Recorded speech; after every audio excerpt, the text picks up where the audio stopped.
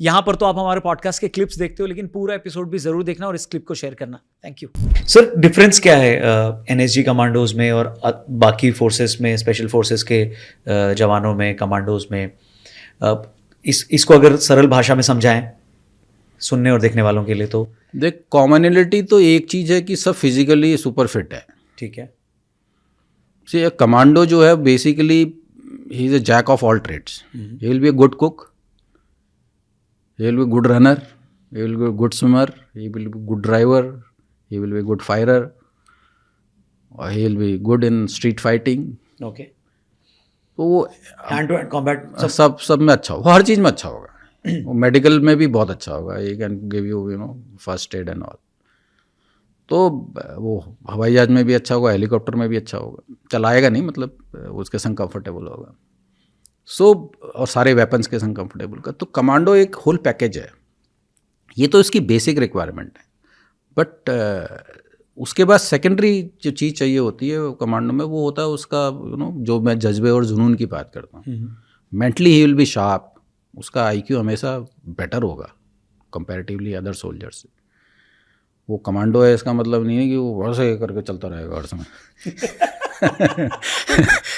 तो ही will be very sharp, he will merge with the crowd very easily.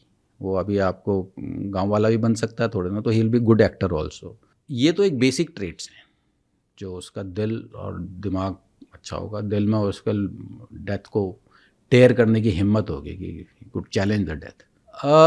But then it comes to specialization, like what para SF does. उनका role different है। तो para SF में भी अलग अलग है कि ये वाली पैरा एसएफ इस काम के लिए स्पेसिफिक है, ये वाली उसमें नहीं जाएंगे हम ज़्यादा डिटेल, ये इसमें ज़्यादा स्पेसिफिक है। तो वो ट्रेन करते हैं स्पेशलाइजेशन में।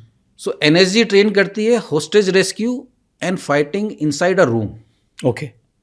टॉल बिल्डिंग में नीचे उतरना, हेलीकॉप्टर से बिल्डिंग में घुसना, हाई राइज बिल्डिंग में 50 स्टोरी बिल्डिंग पे वॉक करते हुए, दौड़ते हुए चढ़ना, ऊपर तक पहुंचना। और उसी तरीके से हमारी वेपनरी डिफरेंट होती है। Weapon we use is different, कि भाई आप छोटा हथियार यूज़ करते हो जो मैनूवर करने में इजी हो, उसकी वेलोसिटी हाई हो, मास लो वेलोसिटी हाई मास हो, मतलब बुलेट जो है वो भारी हो, ताकि अगर मैं यहाँ पे फायर करूँ तो इससे टकरा के होस्टेज को न रख जाए जी। सो ये टेक्निकल चीज़ें होती हैं। पिस्टल में किस तरीके की बुलेट चलेगी, क्या चलेगी। अब पैरा एसएफ जो है वो इट इज़ अ डिफरेंट। किसी पैरा एसएफ का जंगल का काम होगा तो it is super specialist in jungle warfare. Some para SF will be super specialist in glacier operation, like MARCOS are super specialist in C.